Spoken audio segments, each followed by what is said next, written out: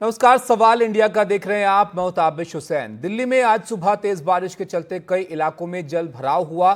CM Rekha Gupta ने इसका जायजा लिया और इस दौरान उन्होंने सभी एजेंसियों के अफसरों को तुरंत जगह जगह पर हुए जल भराव की समस्या का समाधान करने के निर्देश दिए। सीएम रेखा गुप्ता ने पूर्व आप सरकार पर हमला बोलते हुए कहा कि दिल्ली बहुत बुरी स्थिति में है। पिछली सरकार ने काम से प्रचार किया और लेकिन हम काम ज्यादा कर रहे हैं और प्रचार हमारे पास समय उसके लिए नहीं है। वहीं इसको लेकर पूर्व सीएम और दिल्ली विधानसभा नेता प्रतिपक्ष आतिशी ने भी बीजेपी सरकार पर हमला बोला। उन्होंने सोशल मीडिया पर जल भराव का वीडियो पोस्ट करते हुए लिखा कि ये तस्वीरें दिल्ली में पहली बारिश के बाद धौला कुआं और दिल्ली एयरपोर्ट के आसपास के इलाकों से ली गई हैं। इसमें साफ देखा जा सकता है कि सड़कों पर पानी भरा हुआ है। आतिशी ने सवाल करते हुए लिखा कि क्या दिल्ली के लोगों को बीजेपी की 4 इंजन वाली सरकार से यही उम्मीद थी। भारी बारिश के बाद सड़कों का हाल जानने निकली मुख्यमंत्री रेखा गुप्ता मजनू का टीला इलाके पहुंची। वहां का निरीक्षण उन्होंने किया। रेखा गुप्ता ने हालात का जायजा यहां पर लिया, अधिकारियों से बात भी की। तो बेमौसम हुई इस बारिश ने दिल्ली वालों के लिए दिक्कतें तो बढ़ाई हैं, लेकिन इस पर हमेशा की तरह सियासत भी गर्मा गई है। कल रात जो बारिश दिल्ली में हुई उसके बाद जगह जगह पर कई जगह पर पेड़ गिरे, जल भराव देखने को मिला। इससे जाहिर तौर पर जो भारी ट्रैफिक दिल्ली में देखने को मिलता है उसमें समस्या आई। लोगों को सड़कों पर इंतजार करना पड़ा, ट्रैफिक में वो फंसे।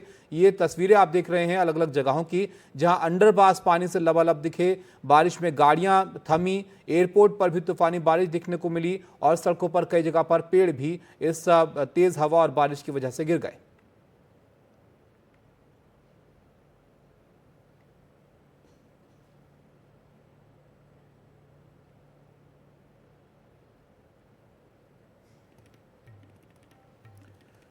दिल्ली के मुख्यमंत्री को आप देख रहे हैं, बारिश ज़्यादा हुई, कई जगह पर दिक्कतें लोगों को हुई तो वो खुद जायज़ा लेने के लिए निकली और अब सड़कों का जायज़ा उन्होंने लिया। निर्देश जो ज़रूरी थे वो यहाँ पर इसके लिए दिए हैं, लेकिन समस्या दिल्ली में पानी के जल भराव की अब भी जस की तस है। ये कोई मानसूनी बारिश नहीं थी, लेकिन उसके बावजूद जिस तरह की परेशानी सड़कों पर दिल्ली में देखने को मिली उससे कई तरह के सवाल यहाँ पर खड़े होते हैं। और जिस तरह की बयानबाजी इसके बाद दिख रही है तो जाहिर तौर पर एक सियासत का मुद्दा ज़रूर है दिल्ली में ये, लेकिन दिल्ली वाले लोगों को अभी भी इस बात का ज़रूर इंतज़ार रहेगा कि ये पानी भरने की जो दिक्कत है ये कब ख़त्म होगी और बारिश परेशानी लेकर ना आए ऐसा मौका कब यहाँ पर आएगा।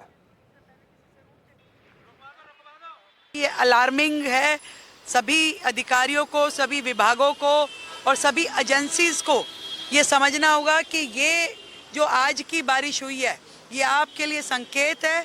तुरंत प्रभाव में पूरी दिल्ली में जितने ये पॉइंट्स हैं जल भराव आज जिसमें देखा गया है उन सबको आइडेंटिफाई करके काम पे लगना चाहिए।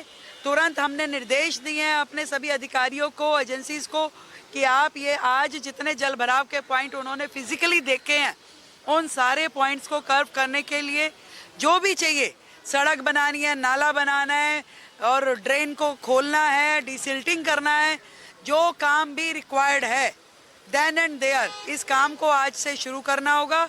और इस काम को देखते हुए कि जहाँ जल भराव है ताकि आने वाले मौसम में ये बारिश के जब बढ़ेगी तो ये दिक्कतें नहीं आनी चाहिए। ये बीमारी जो हमें पिछली सरकार से मिली है इसका इलाज होने में समय लगेगा और आज दिल्ली की मुख्यमंत्री खुद उन रास्तों से होती हुई आ रही है जहां पे दिल्ली के हजारों लोग जाम में फंसे हुए हैं और इन अव्यवस्थाओं को ठीक करने के लिए सरकार पूरी तरीके से तत्पर है। सड़कों पे अधिकारी काम कर रहे हैं, प्रशासन दुरुस्त है और समय के साथ साथ इन सारी व्यवस्थाओं को ठीक करना हमारी जिम्मेदारी है। तो आपने देखा दिल्ली के मुख्यमंत्री एक तरफ निर्देश देती हुई कि जो भी जरूरी कदम यहां पर उठाने की जरूरत है उनको तुरंत उठाया जाए ताकि आने वाले वक्त में जब मानसून का सीजन आए तब ये परेशानियां लोगों के सामने ना हो। दूसरी तरफ पुरानी सरकार को भी जिम्मेदार उन्होंने ठहराया, तो आतिशी ने भी इसका जवाब दिया। उन्होंने क्या कहा वो भी आपको बताते हैं। उन्होंने सोशल मीडिया पर इस बारे में लिखा और ये कहा कि एक तरफ पूरी दिल्ली में जल भराव है, दूसरी तरफ दिल्ली के बहुत से इलाकों में 10 से 12 घंटे बिजली नहीं है। भाजपा की 4 इंजन की सरकार ने मात्र 2 महीने में दिल्ली में बिजली, पानी, सीवर की सारी समस्याएं ठप कर दी हैं, सारी व्यवस्थाएं ठप कर दी हैं।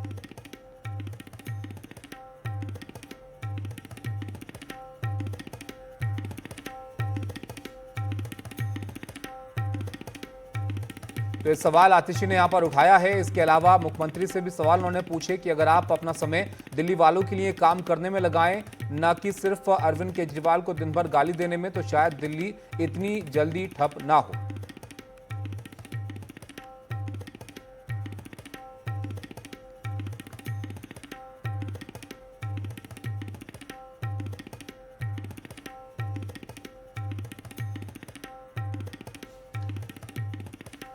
तो आपने देखा किस तरह जरा देर की बारिश ने तमाम जो दिक्कतें परेशानियां हैं उनको उजागर कर दिया और अब इस पर सियासत यहां पर हो रही है।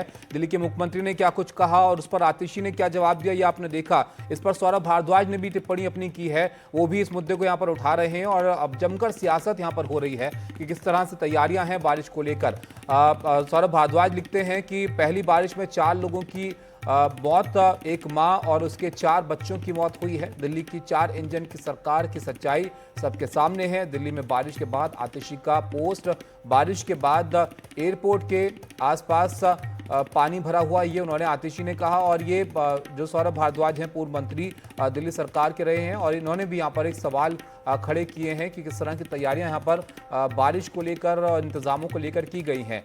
दिल्ली की 4 इंजन की सरकार की सच्चाई सबके सामने है, ये उनका कहना है कि कल रात जो बारिश हुई उससे यहाँ पर 4 लोगों की मौत हो गई है और इस मुद्दे को उन्होंने यहाँ पर उठाया है इस ट्वीट के जरिए। लेकिन दिल्ली वाले इस मुद्दे पर क्या सोचते हैं, उनके लिए कितनी दिक्कतें हुई इस बारिश से, वो भी आप जरा देख लीजिए दिल्ली वालों का क्या कहना है। हाँ, बुरा हाल है जी, बुरा हाल। बच्चे को छोड़ने जाता, वापस आना पड़ा, वापस जाना पड़ रहा है। हाँ, सर राम भरोसे है, गुड़गांव तो ऐसे ही हमेशा तैरता रहता है। आज भी यही हालात है। आज भी यही हालात है सर। कोई बुजुर्ग आदमी तो यहाँ से गुजर भी नहीं सकता। एक्टिवा तो यहाँ पिछली बार तो हमारी इसी बारिश की वजह से हमारी एक्टिवा ही बह गई थी इसी बारिश में सर। तो आज तो भी पहली बारिश है बिना मानसून की। हाँ जी सर। ये हालात तो क्या करे, पार्षद अपने घर में बैठे हैं सर, पब्लिक परेशान है। दिल्ली के द्वारका के जाफर कला में एक घर गिर गया। खेत में बने ट्यूबवेल, घर पर बड़ा नीम का पेड़ जो था वहां पर बना हुआ, जो नीम का पेड़ लगा हुआ था वो गिर गया इस बारिश की वजह से। और ट्यूबवेल पर यह पेड़ जब गिरा तो 4 लोगों की इसमें मौत हो गई है। मृतकों में एक ही परिवार के 4 लोग शामिल हैं और एक महिला, 3 बच्चों की इसमें मौत हुई है। हादसे में एक शख्स मामूली रूप से घायल भी हुआ है।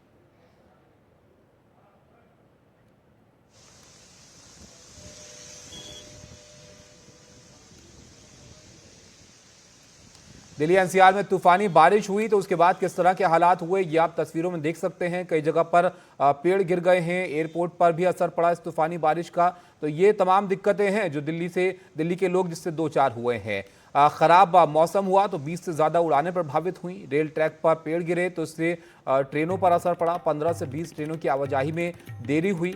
घर पर पेड़ गिरे तो जहां पर लोगों की जान चली गई। जाफर कला इलाके में 4 लोगों की मौत हो गई क्योंकि इस बारिश के साथ तेज हवा भी कल चल रही थी। और इसके बाद ये तस्वीरें आप देखिए जो नुकसान इसकी वजह से हुआ है। सौरभ भारद्वाज इस वक्त प्रेस कॉन्फ्रेंस कर रहे हैं, देखते हैं वो क्या कह रहे हैं। के नाम पर करोड़ों रुपए का भ्रष्टाचार हुआ है। करोड़ों रुपए की डिसिल्टिंग सिर्फ कागजों में हुई है और उसकी पेमेंट पूरी कर दी जाएगी। दिल्ली वाले जाएं भाड़ में। अगर डिसिल्टिंग हुई होती तो पानी नहीं भरा होता और डिसिल्टिंग नहीं हुई और आपने किसी अफसर पे अब तक कार्रवाई नहीं की कि इसने डिसिल्टिंग नहीं की, इसने भ्रष्टाचार किया। इसका मतलब ऊपर से नीचे तक लोग जो है इस भ्रष्टाचार के अंदर शामिल है। इसीलिए कोई भी इस भ्रष्टाचार पे कार्रवाई करने के लिए तैयार नहीं है। इससे भी बड़ी दुख की बात ये मात्र यही नहीं था कि जगह जगह दिल्ली में पानी भरा, 3-3 घंटे ट्रैफिक जैम रहा, जगह जगह पेड़ गिर गए। पेड़ गिरने के बाद उनको कोई उठाने वाला नहीं था, कोई आपका जो है इंतजाम नहीं था। दिल्ली के नजफगढ़ इलाके में एक 26 साल की महिला और उसके 3 बच्चे भी इस पहली बारिश में दिल्ली में मारे गए। ये बड़े शर्म की बात है कि इस पहली बारिश में दिल्ली में 4 लोगों की, एक महिला और उसके 3 बच्चों की जान चली गई। दिल्ली एयरपोर्ट का T3 टर्मिनल, उसका पूरा का पूरा स्टील का स्ट्रक्चर ही टूट गया। पिछली बार एक टूटा था, इस बार दूसरा टूट गया। ये भारतीय जनता पार्टी की केंद्र सरकार ने बनाया है। 100 फ्लाइटें उसकी वजह से लेट हो गई हैं। 1 महीने पहले, आपके पास वीडियो है क्या? वो आप ये क्या लगा के बैठे हो फिर इसमें ऐसे ही? चलो, 1 महीने पहले रेखा गुप्ता जी का एक टेलीविजन चैनल में कॉन्क्लेव था। उन्होंने पूछा कि जी इस बार मॉनसून में क्या रहेगा? उन्होंने बोला इस बार तो बिल्कुल कहीं जल भराव नहीं होगा। एक एक पॉइंट की मैपिंग कर ली है हमने, तैयारी कर ली है। एंकर ने पूछा देख लो रेखा जी, आपके पीछे पड़ जाएंगे। कह रही नहीं, हम पीछे पड़ जाएंगे। आप तो पीछे पड़े ही हुए हो, मगर कुछ काम भी करें। हमारी दिल्ली सरकार से ये रिक्वेस्ट है कि आप जुमलेबाजी करके आप 5 साल नहीं बिता सकते। आपको सीरियस गवर्नेंस पे उतरना पड़ेगा। सुबह से लेकर शाम तक दिल्ली के मुख्यमंत्री सिर्फ और सिर्फ इनॉग्रेशन कर रहे हैं। सौरभ भारद्वाज को आप देख रहे हैं, दिल्ली सरकार के पूर्व मंत्री रहे हैं, आम आदमी पार्टी के नेता, और सवाल उठा रहे हैं तैयारियों को लेकर कि किस तरह के इंतजाम यहां पर किए गए। करोड़ रुपए डीसिल्टिंग पर खर्च किए गए उनका कहना है, लेकिन सफाई के नाम पर कुछ नहीं किया गया, ना ही कोई कार्रवाई इस पर की गई। इस वजह से सड़कों पर पानी भरा, ये आरोप आम आदमी पार्टी यहां पर लगा रही है। बहरहाल आगे बढ़ते हैं। कल हरियाणा और पंजाब के बीच पानी को लेकर विवाद हो रहा था। पंजाब ने हरियाणा को अतिरिक्त पानी देने से इनकार कर दिया था, जिसके बाद हरियाणा के कई हिस्सों में जल संकट की स्थिति पैदा हो गई थी। और इस मुद्दे पर पंजाब के मुख्यमंत्री भगवंत मान ने आज सर्वदलीय बैठक भी की और 5 मई को विधानसभा का विशेष सत्र भी बुलाया है। तो एक तरफ दिल्ली में जरा सी बारिश से सड़कों पर पानी भर गया, दूसरी तरफ हरियाणा पंजाब में जल संकट को लेकर यहां पर जो मसला है उस पर सवाल जवाब यहां पर हो रहे हैं। उस पर जो दोनों सरकारें हैं वो एक दूसरे से सवाल यहां पर पूछ रही हैं। गुरप्रीत हमारे साथ हैं। गुरप्रीत, बताइए इस समस्या का क्या हल निकलता हुआ दिख रहा है? देखिए, अभी तक इस समस्या का कोई हल नहीं निकलता दिख रहा, क्योंकि आज जो पंजाब के मुख्यमंत्री भगवंत मान ने एक ऑल पार्टी मीटिंग बुलाई थी, जिसमें सभी पार्टियों के जो नेता थे वो आए। लगातार 2 घंटे मंथन हुआ और बाद में जो उन्होंने एक स्टेटमेंट दी, उन्होंने कहा कि हम पंजाब का पानी नहीं दे सकते और जो हरियाणा का जो कोटा था, वाटर कोटा था, एज पर दिस जो भाखड़ा ब्यास मैनेजमेंट बोर्ड के अधीन, वो सारे का सारा कोटा उन्होंने ऑलरेडी यूज़ कर लिया। अब एक्स्ट्रा वाटर मांग रहे हैं। इस वक्त जो पंजाब के हालात है उसमें वो कोई भी पानी शेयर नहीं कर सकते। वहीं उन्होंने कहा कि हमने मंडे को, सोमवार को अपना विधानसभा सेशन बुलाया, स्पेशल सेशन बुलाया, जिसमें वो रेजोल्यूशन लाएंगे और जितने भी ऑपोजिशन पार्टीज़ के लीडर थे, नेता थे, वो भी एकजुट होते नजर आए। वहीं अगर हरियाणा के मुख्यमंत्री की बात करें तो वो लगातार इस बात पे सवालिया चिन्ह लगा रहे हैं। वो कह रहे हैं कि हमें जो 9000 क्यूसिक जो वाटर है उसकी हमें रोज़ मांग होती है और वो लगातार वहाँ से मिलना चाहिए, लेकिन कुल मिला के 4000 क्यूसिक वाटर मिल रहा है। और क्यों पंजाब ये पानी रिलीज़ नहीं कर रहे? लगातार अगर हरियाणा के मुख्यमंत्री की बात करें तो वो दावा कर रहे हैं कि हमारा पानी कम आ रहा है। वहीं हमने देखा कि आज जो पंजाब के मुख्यमंत्री है भगवंत मान, उन्होंने कहा कि जो 4000 क्यूसिक वाटर दिया जा रहा है वो ड्रिंकिंग वाटर दिया जा रहा है, ताकि लोगों को वहाँ पे पानी पीने की कोई प्रॉब्लम ना आए। लेकिन उन्होंने पहले ही अपना कोटा यूटिलाइज कर लिया और अब उनकी तरफ से स्पष्ट है कि वो पानी नहीं देंगे। अब देखते हैं कि क्योंकि मंडे को उन्होंने विधानसभा सेशन बुलाया है, उसमें सभी पार्टियां इस पर डिस्कस करेगी, मंथन करेगी और उसके बाद रेजोल्यूशन मूव किया जाएगा। वहीं देखते हैं कि आगे आने वाले दिनों में हरियाणा की क्या रणनीति रहेगी और क्या सेंट्रल गवर्नमेंट इसमें इंटरवीन करती है और कोई इस मुद्दे का हल निकलता है या नहीं, वो आने वाले दिनों में पता चलेगा। बहुत शुक्रिया गुरप्रीत आपका इस मामले को विस्तार से समझाने के लिए। तो देखिए, इस पर सियासत जरूर हो रही है, लेकिन एक मसला ऐसा है जो जरूरी भी है। अब देखिए क्या हल इस पर आने वाले वक्त में निकलता है। आगे बढ़ते हैं और अब राजस्थान का रुख करते हैं। राजस्थान के झालावाड़ में खनन माफिया के हौसले बुलंद हैं। एनडीटीवी की टीम पर खनन माफिया ने यहां पर हमला किया। एनडीटीवी की टीम के साथ गाली गलौज की गई, पथराव हुआ। वन विभाग के मुख्यालय से कुछ दूरी पर ही अवैध खनन यहां पर हो रहा था। शिकायत पर डीएफओ यहां पर बोले हैं कि मामला वो दिखवाते हैं, मामले की जांच करवाते हैं, लेकिन ये बहुत गंभीर यहां पर मामला है राजस्थान के झालावाड़ में, जहां पर एनडीटीवी की टीम पर ही खनन माफिया ने हमला कर दिया।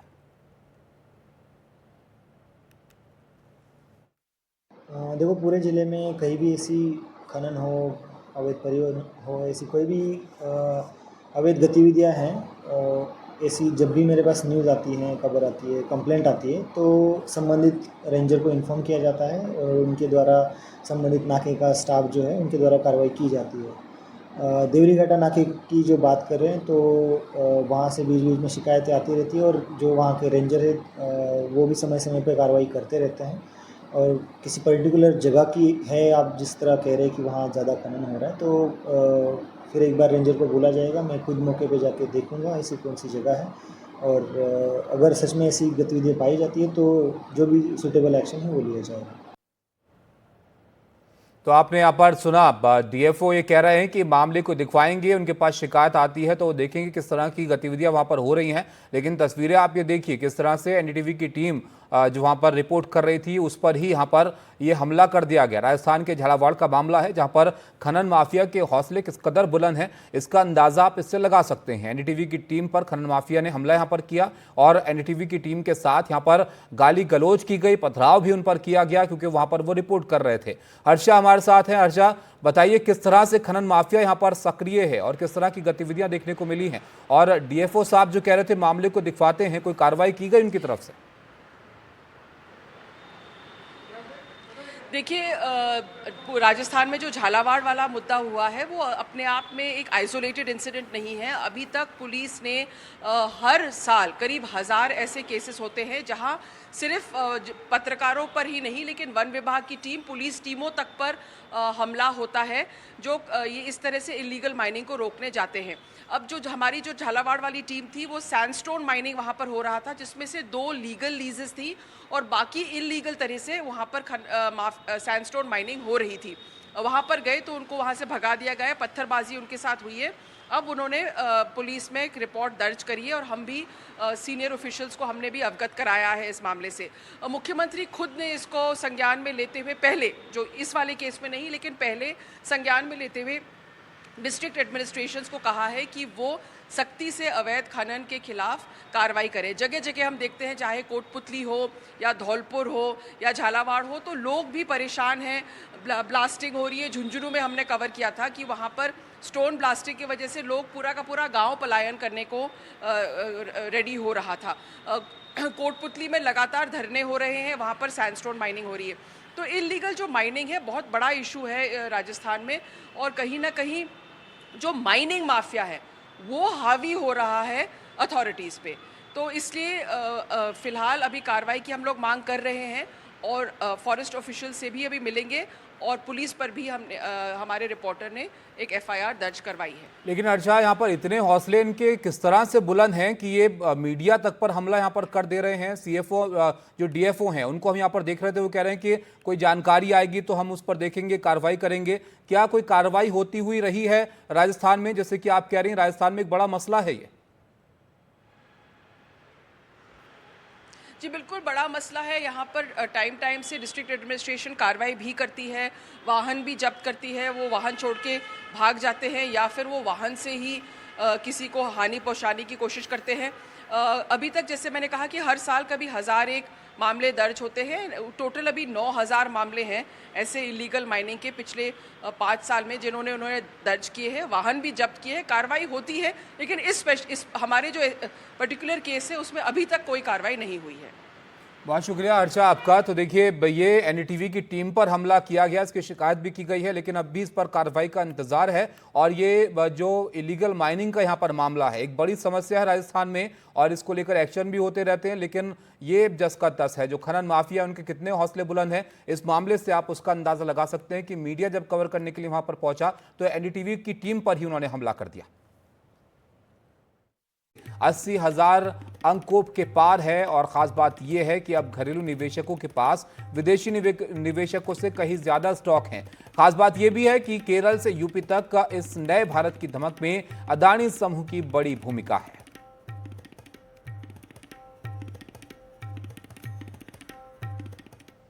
प्रधानमंत्री नरेंद्र मोदी ने केरल में विलिनियम बंदरगाह का उद्घाटन किया है और देश के पहले ट्रांसशिपमेंट पोर्ट में विलिनियम में भारत में गहरे पानी का यह सबसे बड़ा बंदरगाह है और इसे 8,867 करोड़ की अनुमानित लागत से बनाया गया है। इस बंदरगाह को पब्लिक प्राइवेट पार्टनरशिप के तहत भारत के सबसे बड़े बंदरगाह डेवलपर और अदानी समूह का हिस्सा APSEZ द्वारा विकसित किया गया है।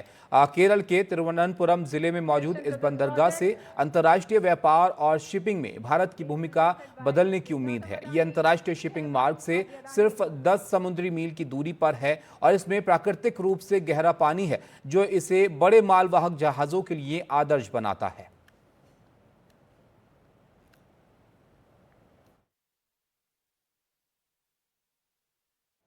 मैं अभी पोर्ट की विजिट करके आया हूं और गुजरात के लोगों को जब पता चलेगा कि इतना बढ़िया पोर्ट ये अदानी ने यहां केरल में बनाया है। ये गुजरात में 30 साल से पोर्ट पे काम कर रहे हैं, लेकिन अभी तक वहां उन्होंने ऐसा पोर्ट नहीं बनाया। तब उनको गुजरात के लोगों से गुस्सा सहन करने के लिए तैयार रहना पड़ेगा। हमारे मुख्यमंत्री जी से भी मैं कहना चाहूंगा, आप तो इंडिया अलायंस के बहुत बड़े मजबूत पिलर है।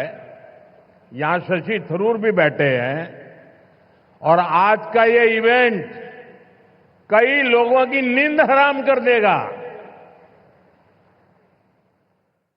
इस सी पोर्ट को 8,800 करोड़ रुपीस की लागत से तैयार किया गया है। अभी इस ट्रांसशिपमेंट हब की जो क्षमता है वो भी आने वाले समय में बढ़कर के 3 गुनी हो जाएगी। यहां दुनिया के बड़े मालवाहक जहाज आसानी से आ सकेंगे। अभी तक भारत का 75% ट्रांसशिपमेंट भारत के बाहर के पोर्ट पर होता था।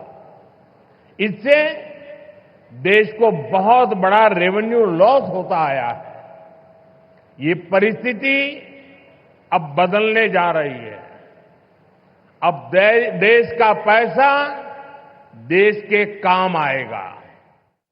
मुझे खुशी है कि मेरे संसदीय क्षेत्र काशी में विश्वनाथ धाम परिसर में आदि शंकराचार्य जी की भव्य प्रतिमा स्थापित की गई है।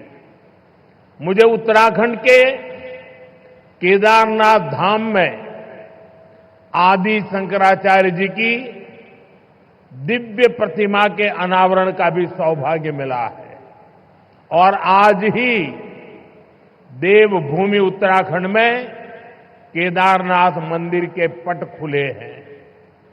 केरला से निकलकर देश के अलग अलग कोनों में मठों की स्थापना करके आदि शंकराचार्य जी ने राष्ट्र की चेतना को जागृत किया।